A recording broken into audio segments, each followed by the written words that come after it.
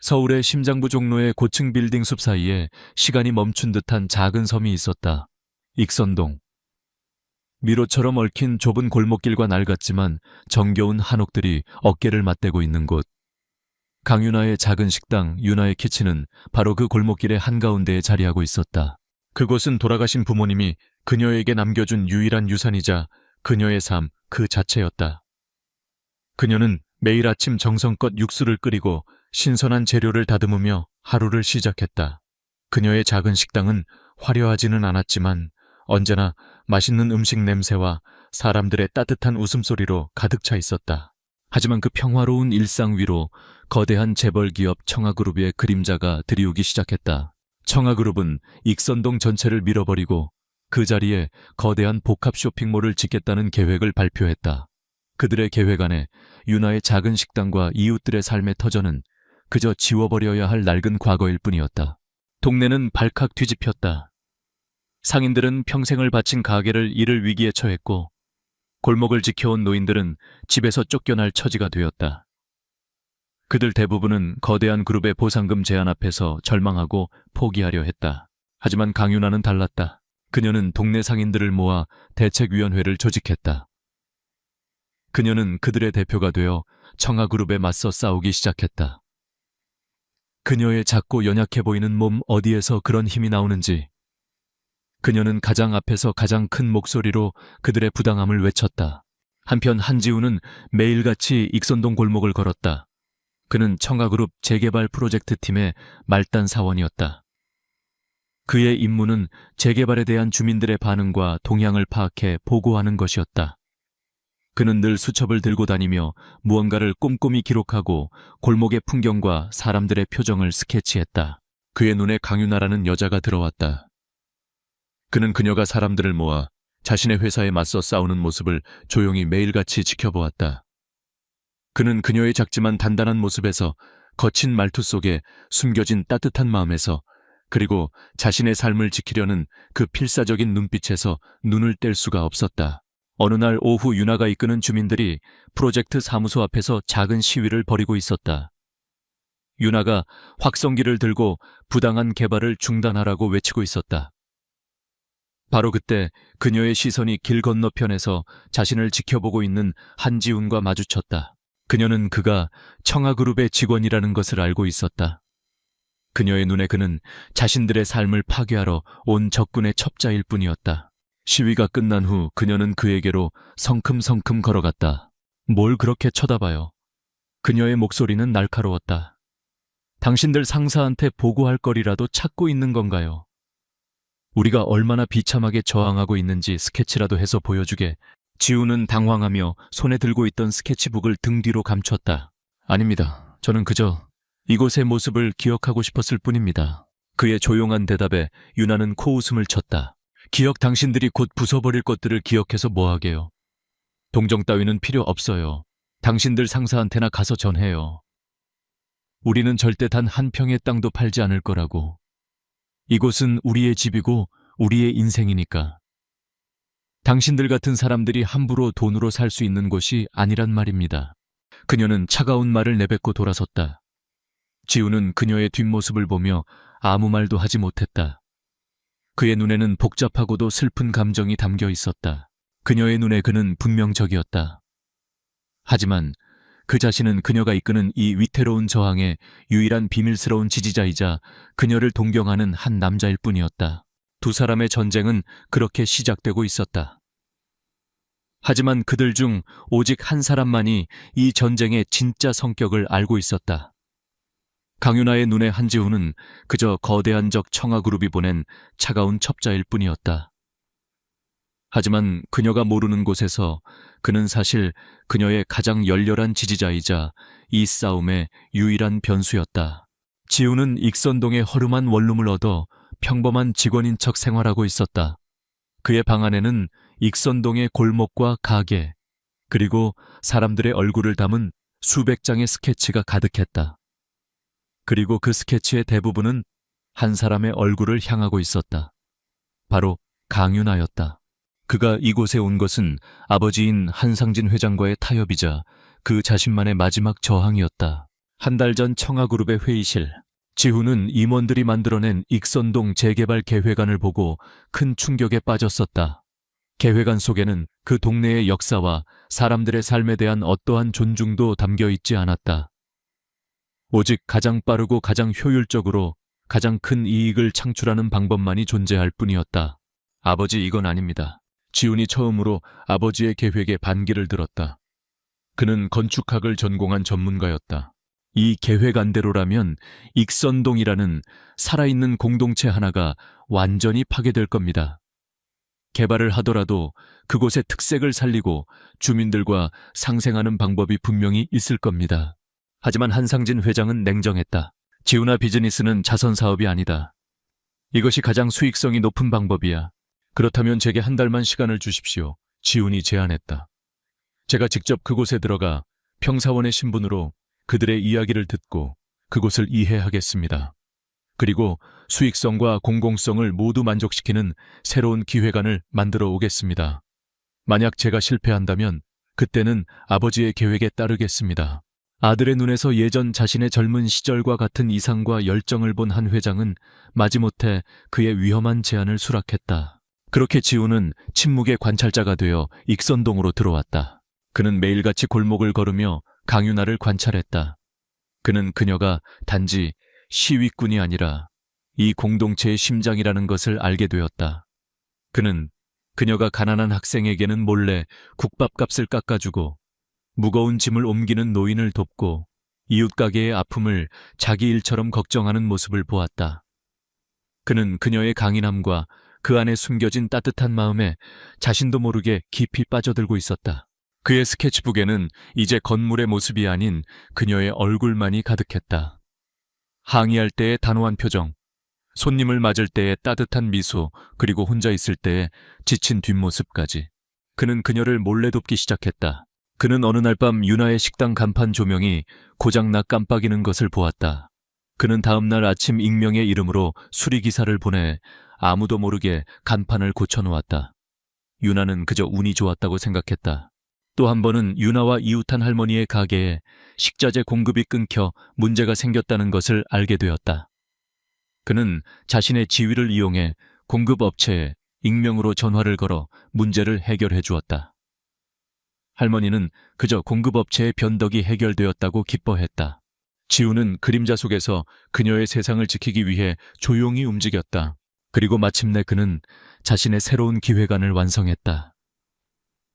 그것은 익선동의 한옥 골목길의 정취를 그대로 살리면서 현대적인 편의 시설과 상생할 수 있는, 그리고 충분한 수익성까지 확보할 수 있는 그야말로 혁신적인 기획안이었다. 그는 자신의 기획안을 들고 창밖을 보았다. 윤아의 키친에서는 늦은 시간까지 불이 켜져 있었다. 그는 이제 이 기획안을 들고 아버지에게 가야 했다. 그것은 이 동네와 그녀의 세상을 구할 수 있는 유일한 열쇠였다. 하지만 동시에 그것은 자신의 정체를 밝혀야만 하는 판도라의 상자이기도 했다. 자신이 그토록 경멸하던 청아그룹 회장의 아들이라는 사실을 그녀가 알게 된다면 과연 그녀는 자신을 어떻게 생각할까? 그녀는 자신을 용서할 수 있을까? 그는 자신을 향해 맹렬하게 저항하던 그녀의 얼굴을 떠올렸다. 그리고 자신이 그녀를 사랑하게 되었다는 사실을 깨달았다. 그는 이제 자신의 모든 것을 걸고 그녀의 세상 안으로 들어갈 준비를 해야만 했다.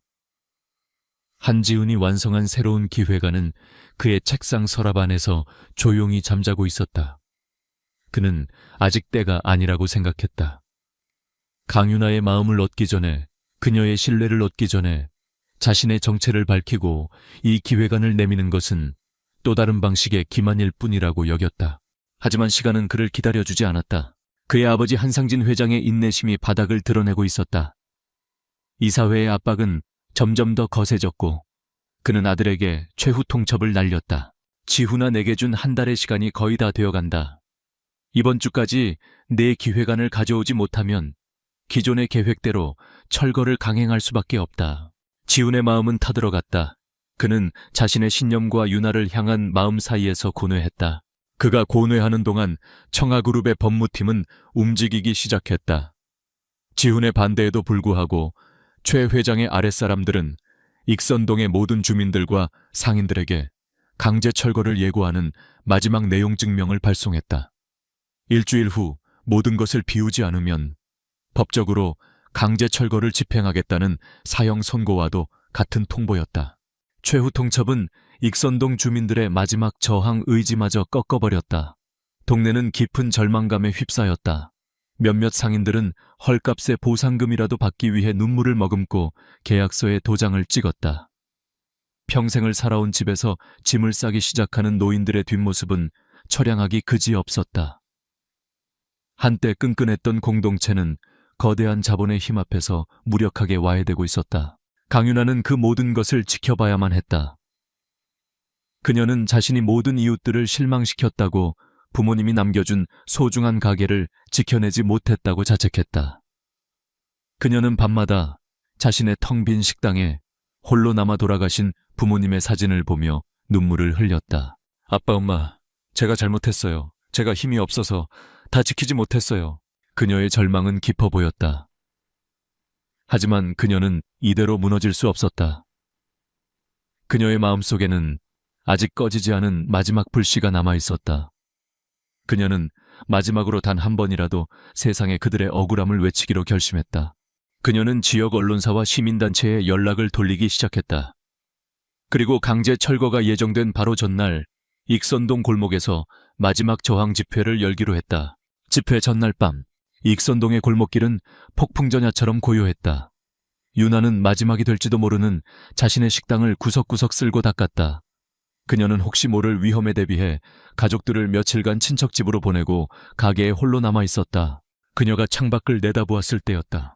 길 건너편 어두운 골목의 구석에 한지훈이 서 있었다. 그는 아무 말 없이 그저 슬픈 표정으로 그녀의 가게를 그리고 그 안에 그녀를 바라보고 있었다. 그의 눈빛을 본 순간 윤아의 마음속에 차가운 분노가 치밀어 올랐다. 그녀의 눈에 그의 그 표정은 동정이나 연민이 아니었다. 그것은 승리자가 패배자를 내려다보는 기만적인 연민처럼 보였다. 내일이면 모든 것이 너희들 차지가 되겠지. 그녀는 이를 악물었다. 그녀는 결코 저들의 동정을 받으며 비참하게 무너지지는 않을 터였다. 그녀는 내일 자신의 모든 것을 걸고 마지막으로 한번 싸워볼 생각이었다. 그리고 그녀는 저 위선적인 얼굴을 한 청아그룹의 말단 사원에게 자신들의 삶의 무게가 얼마나 무거운 것인지를 똑똑히 보여줄 생각이었다. 그녀의 마음속에 차가운 결의가 폭풍처럼 휘몰아치고 있었다. 마침내 강제 철거의 날이 밝았다. 아침 일찍부터 익선동의 좁은 골목길은 거대한 굴착기와 용역 깡패들의 위협적인 고함 소리로 가득 찼다. 강윤아와 몇몇 남은 주민들은 서로의 팔을 잡고 자신들의 가게와 집 앞에서 인간 바리케이드를 만들었다. 그것은 그들의 마지막 저항이었다. 현장 책임자는 확성기를 들고 소리쳤다. 지금 당장 해산하지 않으면 모두 업무방해로 경찰에 넘기겠소. 마지막 경고입니다. 바로 그때 한지훈이 현장에 나타났다. 그는 굴착기와 주민들 사이를 막아서며 현장 책임자에게 필사적으로 말했다. 아직 안 됩니다. 아직 최종 승인이 나지 않았습니다. 조금만 더 기다려 주십시오. 그는 자신의 아버지 한상진 회장이 약속했던 마지막 시간을 어떻게든 벌어보려 애쓰고 있었다. 하지만 그 모습을 본 강윤아의 눈에는 이 모든 것이 잘 짜인 연극처럼 보일 뿐이었다. 그녀의 눈에 그는 마지막 순간까지 자신들을 기만하고 파괴의 현장을 감독하러 나온 위선적인 적군의 일부였다. 분노와 절망이 그녀의 마지막 남은 이성을 집어삼켰다. 그녀는 인간 바리케이드에서 뛰쳐나와 지훈의 앞으로 달려갔다. 행복한가요? 그녀가 소리쳤다. 당신들이 원하던 그림이 바로 이거였나요? 우리가 무너지고 울부짖는 이 모습이 당신들 스케치북에 담고 싶었던 바로 그 풍경이었냐고요. 그녀는 그의 멱살이라도 잡을 것처럼 그에게 달려들었다. 당신 같은 앞잡이들은 그녀는 지난 몇 달간의 모든 서름과 분노 절망을 담아 손을 높이 들어 올렸다. 주제 파악 좀 해. 여긴 우리 집이야. 우리 인생이라고 당장 꺼져. 잭. 날카로운 마찰음과 함께 그녀의 손바닥이 그의 뺨에 정확하게 꽂혔다. 시끄럽던 공사 현장의 모든 소음이 그 순간 거짓말처럼 멎었다. 주민들도 용역 깡패들도 모두 이 광경을 보고 그 자리에서 얼어붙었다. 지우는 아무런 반응도 하지 않았다. 그는 그저 자신의 뺨을 때린 그녀를 이해할 수 없을 만큼 깊고 슬픈 눈으로 바라볼 뿐이었다. 그의 뺨 위로 붉은 손자국이 선명하게 피어올랐다. 모두가 숨을 죽인 그 침묵 속에서 지훈이 입을 열었다. 그의 목소리는 조용했지만 그곳에 있는 모든 사람들의 귀에 박힐 만큼 무겁고 진실되게 울렸다. 당신 말이 맞습니다. 죄송합니다. 그리고 그는 모두가 지켜보는 앞에서 상상조차 할 수 없었던 행동을 했다. 그는 그녀의 앞에 한쪽 무릎을 꿇었다. 굴착기와 폐허가 될 위기에 처한 골목길, 그리고 절망에 빠진 사람들 앞에서 그는 자신의 주머니에서 작고 검은 벨벳 상자를 꺼내 들었다. 상자가 열리고 그 안에서 아침 햇살을 받아 눈부시게 빛나는 작고 아름다운 반지가 모습을 드러냈다. 강윤아 씨, 그가 그녀의 눈을 똑바로 쳐다보며 말했다. 지금이 최악의 순간이라는 거 압니다. 그리고 제 방법이 서툴렀다는 것도 압니다. 하지만 제 진심을 증명할 방법이 이것밖에는 없습니다. 저와 결혼해 주시겠습니까? 유나의 머릿속이 하얗게 비어버렸다. 그녀는 이 남자가 자신을 조롱하기 위해 미쳐버렸다고 생각했다. 바로 그때였다. 끼익 하는 소리와 함께 검은색 최고급 세단 한 대가 공사장 입구에 멈춰섰다. 차에서 내린 것은 한상진 회장의 비서실장이었다. 그는 다급한 표정으로 무릎을 꿇고 있는 지훈에게 달려와 깊이 허리를 숙였다. 도련님, 그의 외침에 유나의 심장이 멎는 듯했다. 비서실장은 주인은 아랑곳하지 않고 지훈에게 보고했다. 회장님께서 기다리십니다. 만약 그분을 설득하지 못하면 원래 계획대로 철거를 진행하라고 하셨습니다. 제발 이제 그만. 도련님, 회장님, 설득. 그 단어들이 유나의 머릿속에서 거대한 폭풍이 되어 휘몰아쳤다. 그녀는 눈앞의 모든 것을 다시 보았다. 자신의 뺨을 맞고도 슬픈 눈으로 자신을 보던 남자. 굴착기 앞에서 무릎을 꿇고 반지를 내민 남자. 그리고 그에게 도련님이라 부르며 허리를 숙이는 비서. 그녀가 지난 몇 달간 경멸하고 증오하고 방금 전 자신의 손으로 뺨을 때렸던 저 말단 사원이 사실은 이 모든 것을 멈출 수도 시작할 수도 있는 이 거대한 제국의 유일한 상속자였다. 그녀 자신의 손에 남아있는 뺨을 때렸던 그 얼얼한 감각과 그의 손에 들린 반지의 눈부신 빛, 그리고 도련님이라는 단어가 그녀의 세상 속에서 현실감을 잃고 거대한 혼돈 속으로 무너져 내리고 있었다. 모든 것이 멈춰버린 듯한 그 순간 한지훈은 천천히 자리에서 일어났다. 그는 자신의 뺨에 남은 붉은 손자국을 신경 쓰지도 않았다. 그는 오직 충격과 혼란, 그리고 수치심으로 가득 찬 강윤아의 눈을 바라보았다. 그는 그녀에게 나지막이 속삭였다. 당신의 대답은 기다리겠습니다. 그리고 그는 자신을 향해 달려온 비서실장을 돌아보았다. 그의 눈빛은 더 이상 온화한 평사원의 그것이 아니었다. 그의 목소리에는 이 거대한 그룹의 후계자다운 차갑고도 절대적인 명령이 담겨 있었다. 아버지께 전해 오늘 철거는 모두 취소라고, 그리고 내일 아침 긴급 이사회를 소집하도록 해. 내가 직접 새로운 기획안을 발표하겠다고. 비서실장은 도련님의 그 단호한 모습에 잠시 놀랐지만 이내 깊이 허리를 숙이고 그의 명령을 수행하기 위해 움직였다. 그 모든 광경을 지켜보던 강윤아는 더 이상 그 자리에 서 있을 수가 없었다. 그녀는 자신을 향해 쏟아지는 동네 사람들의 의아한 시선과 용역, 깡패들의 겁먹은 얼굴들을 뒤로 한 채 자신의 식당으로 도망치듯 달려갔다. 그녀는 가게 문을 걸어 잠그고 그 자리에 주저앉았다. 그녀의 손바닥이 여전히 얼얼했다. 하지만 그보다 더 아픈 것은 그녀의 마음이었다. 그녀는 자신의 편견과 분노가 한 사람의 진심을 얼마나 무참히 짓밟았는지를 깨달았다. 그녀는 그가 부자라는 사실 때문에, 그가 가진 권력 때문에 후회하는 것이 아니었다.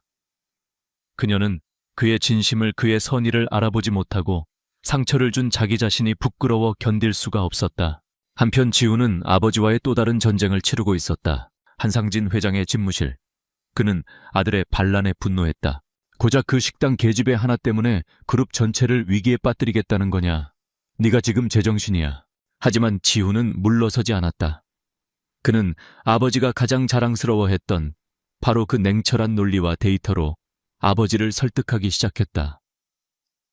그는 자신이 지난 한 달간 밤을 새워 만든 새로운 익선동 재개발 기획안을 아버지 앞에 펼쳐놓았다. 그의 기획안은 기존의 것을 완전히 파괴하는 것이 아니었다.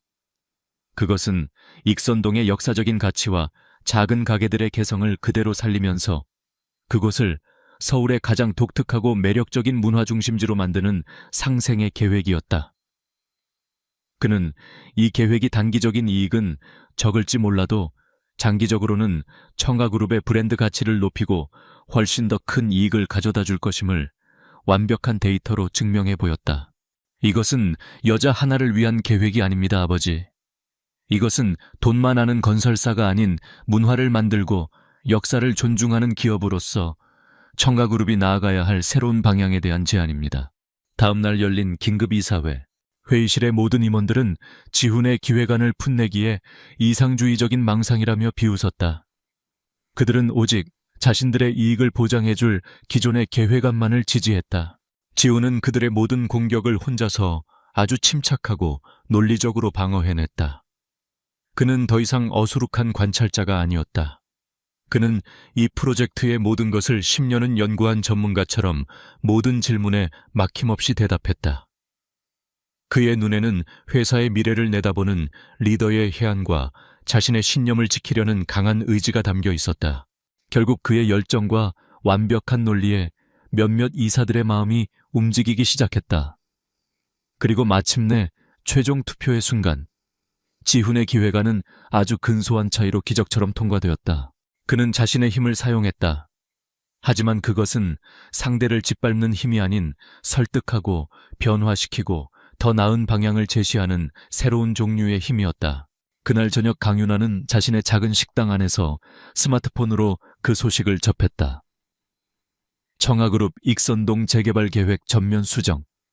상생을 목표로 한 새로운 프로젝트로 변경. 기사에는 이 모든 변화를 이끌어낸 젊은 리더 한지훈의 사진이 실려 있었다. 그는 회의장을 나오며 기자들에게 둘러싸여 있었지만 그의 얼굴은 지쳐 보였다. 윤아는 그제야 모든 것을 알았다. 그가 단순히 자신을 속인 것이 아니었다는 것을. 그가 자신에게 청혼한 것이 단순히 상황을 모면하기 위한 쇼가 아니었다는 것을. 그는 정말로 자신과 이 동네를 지키기 위해 자신의 모든 것을 걸고 싸워왔다는 것을. 그녀는 그가 자신을 위해 치른 그 거대한 전쟁의 무게를, 그가 겪었을 고독한 싸움을 생각했다. 그녀는 주머니에서 그가 언젠가 명함을 건넸던 것을 기억해냈다. 그녀는 떨리는 손으로 휴대폰을 들었다. 이제는 그녀가 그에게 대답을 해야 할 차례였다. 청가그룹의 재개발 계획이 전면 수정되었다는 소식은 익선동에 기적과도 같은 희망을 가져다 주었다. 절망에 빠져 있던 주민들은 환호했고 동네는 오랜만에 활기를 되찾았다. 그리고 그 모든 변화의 중심에 선 한지훈이라는 이름은 이제 주민들에게 구원자의 이름이 되어 있었다. 강윤아는 자신의 작은 식당 안에서 그 모든 소식을 들었다. 그녀는 그가 자신과 이 동네를 위해 얼마나 거대한 싸움을 치렀는지를 비로소 알게 되었다. 그의 진심의 무게가 그녀의 마음을 무겁게 짓눌렀다. 그녀는 더 이상 도망치거나 외면할 수 없었다. 그녀는 떨리는 손으로 그가 남기고 갔던 명함을 찾아 전화를 걸었다. 한지훈 씨, 저 강윤아입니다. 혹시 잠시 뵐 수 있을까요? 두 사람은 그날 저녁 익선동의 한 조용한 공원 벤치에서 다시 마주 앉았다. 어색한 침묵이 흘렀다. 먼저 입을 연 것은 윤아였다. 그녀는 고개를 숙인 채 진심을 다해 말했다. 죄송합니다, 한지훈 씨. 그녀의 목소리는 작았지만 그 안에는 깊은 후회가 담겨 있었다. 그날 제가 당신의 뺨을 때린 것, 그리고 당신에게 상처가 되는 말들을 했던 것, 정말 죄송합니다. 저는 제 분노와 편견에 눈이 멀어 당신의 진심을 보지 못했습니다. 제가 어리석었습니다. 정말 잘못했습니다. 그녀의 진심 어린 사과에 지우는 조용히 미소 지었다. 아닙니다. 사과하지 마세요. 그때 당신이 느꼈을 절망감과 분노를 저는 이해합니다. 오히려 제 방법이 서툴렀던 것을 제가 사과해야지요. 두 사람 사이를 가로막고 있던 오해의 벽이 그 순간 허물어지기 시작했다. 지훈이 자리에서 일어나 그녀의 앞에 섰다.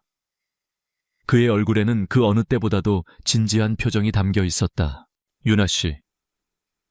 그날 제가 했던 청혼, 제 감정은 진심이었습니다. 하지만 그때의 방식은 잘못되었습니다.